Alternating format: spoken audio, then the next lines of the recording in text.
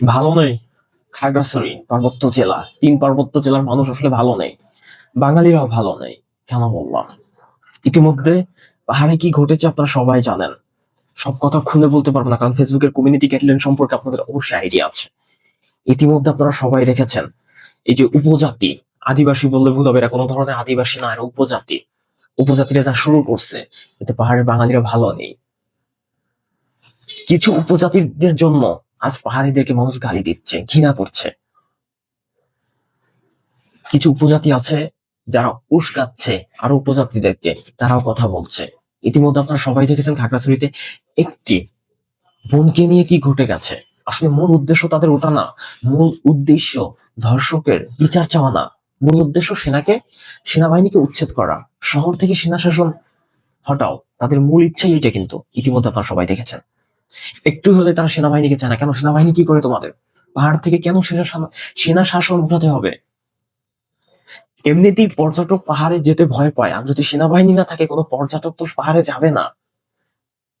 কারণ তোমরা যা শুরু করছো ভাই, শান্তি বাহিনী নামে কয়েকটা বাহিনী আছে, তাদের চাঁদা দিতে হয়। বাংলাদেশের ভিতর থেকেও পাহাড়ে যেতে হলে আলাদাভাবে চাঁদা দিতে হবে। আমি আজকে কথা বলতে গেলে খারাপ হয়ে যাবে, এর আগে আমার আইডি প্রচুর পরিমাণ রিপোর্ট মারা হয়েছিল, তাই কথা বলতে চাই না। তোমাদের কষ্টটা আমরা বুঝি। তোমরা কোনো ধরনের সরকারি সহযোগিতা পাচ্ছ না, আমরা মানি, কারণ যোগাযোগ ব্যবস্থা ততটা ভালো না পাহাড়ের।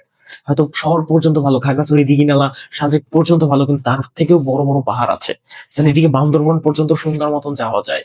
বান্দরবন থেকে অনেক গহীন পাহাড়ে এখনো যাওয়া যায় না, কয়েকশো মিটার হেঁটে যেতে হয়, কয়েকশো কিলোমিটার, মাইলের পর মাইল জায়গা হেঁটে যেতে অনেক কষ্ট হয়। পানির সমস্যা, বিভিন্ন সমস্যা, তোমরা খাওয়া দাওয়ার পর্যন্ত সমস্যা। তোমরা তেল তেল তেল ব্যবহার করো না বললেই চলে, লবণ খাও না।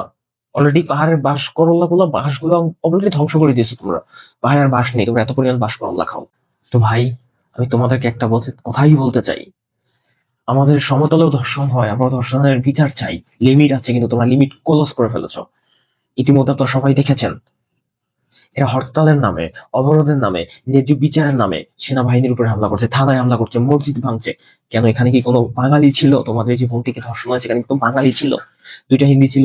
তবে তোমাদের জাতির মানুষই কিন্তু ধর্ষণ করেছে। একটা ইস্যু তৈরি করে তোমরা সেনাবাহিনীকে হটাতে চাচ্ছ। আর তোমাদের ভিতরে অনেকেই বলেছে তোমরা ভারতের শাসন চাচ্ছ। আমি সম্পূর্ণ নাম বলতে পারছি না কমিউনিটি গাইডলাইনের সমস্যার জন্য। তাই আমি সকল বাঙালি ভাইদেরকে বলতে চাই, এদের ভিডিওর সামনে আসলে এরা রিপোর্ট করবেন। প্রত্যেকটা ভিডিওতে প্রচুর পরিমাণ রিপোর্ট মারবেন, যাতে এরা তাদের, এখন তারাও ফেসবুক ব্লগার হয়েছে, পাহাড়ের ভিতরে অনেক ফেসবুক ব্লগার আছে। কি বলবো ভাই, মিথ্যা তথ্য প্রতিনিয়ত ছড়াচ্ছে। তো এইসব ভিডিও বাঙালিদের সামনে গেলে অবশ্যই ব্লক মারবে, এদেরকে রিপোর্ট মাইরা ব্লক মাইরা দিবে। এরা চায় সংবাদ মাধ্যম যাক ওখানে, এরা বিশ্ব দরবারের কাছে বাংলাদেশটাকে একটা খারাপ ভাবে উপস্থিত করবে, যে আমাদের বাঙালিরা মারে, এই করে সেই করে। কিন্তু কোন বাঙালি কোন পাহাড়িদের উপর অত্যাচার করেছে? আমি তো দেখতে পাচ্ছি না। যার কথার মাঝে কোনো ভুল টুটি হলে ক্ষমা করে দিবেন। বেশি কথা বাড়াতে চাই না, আশা করি বুঝে ফেলছেন আমি কি বলতে চেয়েছি। আসসালামু আলাইকুম, আল্লাহ হাফেজ।